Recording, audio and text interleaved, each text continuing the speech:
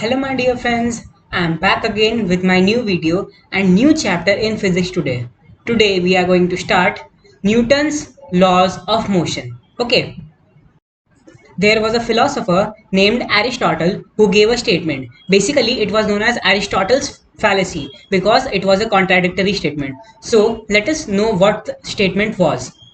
A constant and continuous force is required to keep a body in motion, but it is false because, as we all know, if a body is moving with constant velocity and it is moving on a surface which is frictionless and and there is no force opposing that motion, then there is no force required to move that body or to make that body in a constant motion. Okay, so it was a contradictory statement. Now comes Newton's first law of motion. Newton's first law of motion is also known as Galileo's law. It was basically given by the Galileo and it is based on the concept of inertia. Every body continue its state of rest or uniform motion in a straight line unless compelled by an unbalanced external force to change its state. Okay, so now let us know what exactly is force. Force is any push or pull which either change or tends to change the state of object from rest to motion or from motion to rest. Okay, it is known as force. Now there are some effects of resultant force. It is like this: force can change the direction of body, it can change shape and size of the body, it can change the speed of the body, or it can change both speed and direction of the body. Its SI unit is Newton. Okay, and there is a CGS unit. CGS is basically centimeter gram second. Okay, and its CGS unit is dyne. Now, what is the relation between dyne and Newton? Basically, 1 Newton is equal to 10 to the power 5 dyne. Now, there are some other units also like kgf. Okay, kgf is basically kilogram force. Okay, or kilogram weight, it can also be called as. So, 1 kilogram force is equal to 9.8 Newton, and similarly 1 gram force is equal to 980 dyne. Okay, now what is the dimension? Dimensions are basically m, l and t. Okay, as we all know, force is equal to mass into acceleration. So if we determine the units, it comes kg meter per second square. So its dimension is mlt. M represents mass, L represents length, and T represents time. Okay, in second. So m will be 1, L will also be 1, and T will be -2. Okay, we will learn about these dimensions in detail in the chapter unit and dimension. Okay, so now you must remember that dimension of force is m1, L1, and T-2. Okay, now next thing comes is inertia. Inertia basically opposes the motion. So let us know what exactly it is. Okay, so it is the property of the body due to which it it opposes any change in its state. Okay, so more the mass of the body, more will be inertia. Less the mass of the body, less will be its inertia. Okay, so mass is directly proportional to inertia. It opposes motion. Okay, now there are three types of inertia: inertia of rest, inertia of motion, and inertia of direction. Okay, so first comes is inertia of rest. Inertia of rest is basically inability of body to change its state of rest by itself. Or in simple terms, let me explain you this. हम लोग जब भी suppose बस या train में खड़े रहते हैं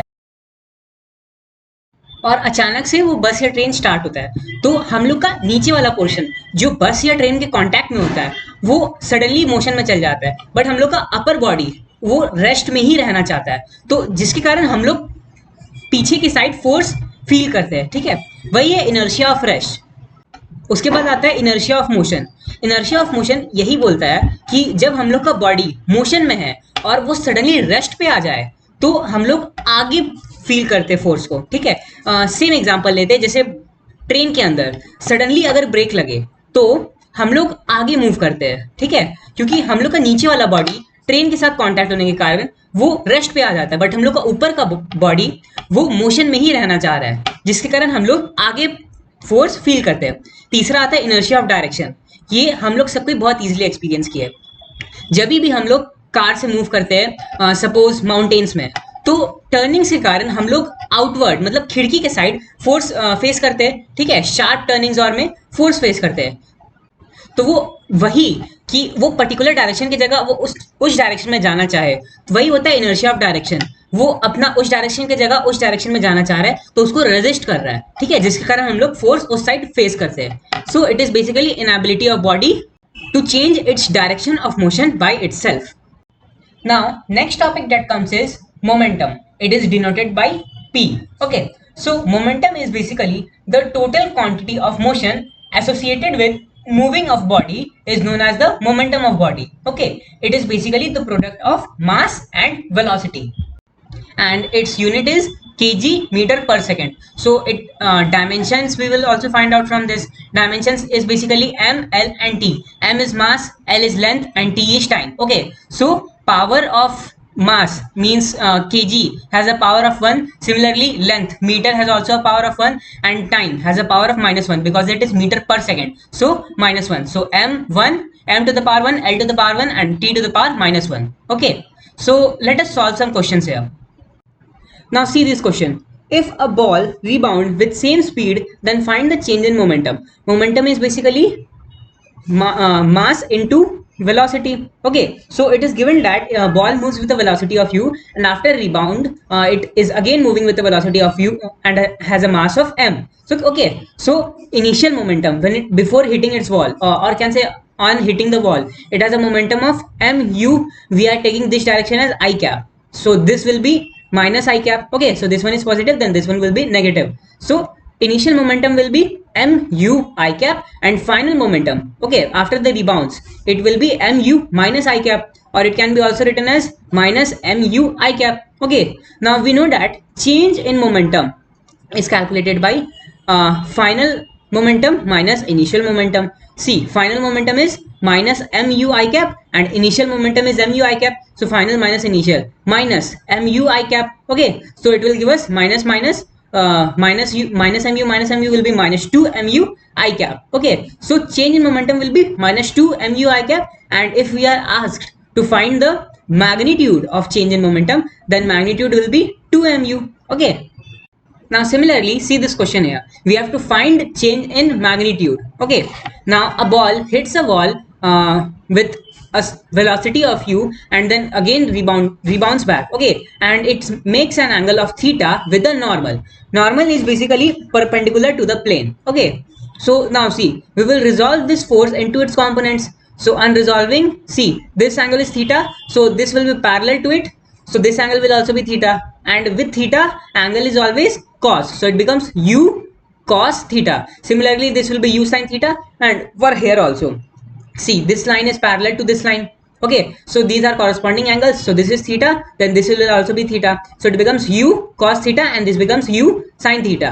So on calculation, momentum initial becomes mvi cap, mvi. Okay, I is basically initial here, so m into v. So initial will be we are taking m as common. See, this is u cos theta I cap, and this is u sin theta minus j cap because it is in the negative direction. So it becomes u cos theta I cap minus u sin theta j cap.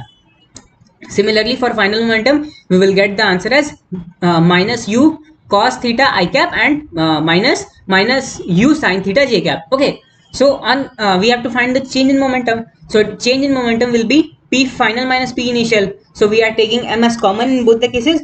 So this will give us minus u cos theta I cap minus u sin theta j cap minus u cos theta I cap plus u sin theta j cap. Okay, this plus u and minus u sin theta will get cancelled, so we are left with minus 2u cos theta I cap. Okay, so now on solving, we get minus 2 mu cos theta I cap, and if we have asked to find the magnitude, then we will just put a mod here. We will get change in momentum as 2 mu cos theta.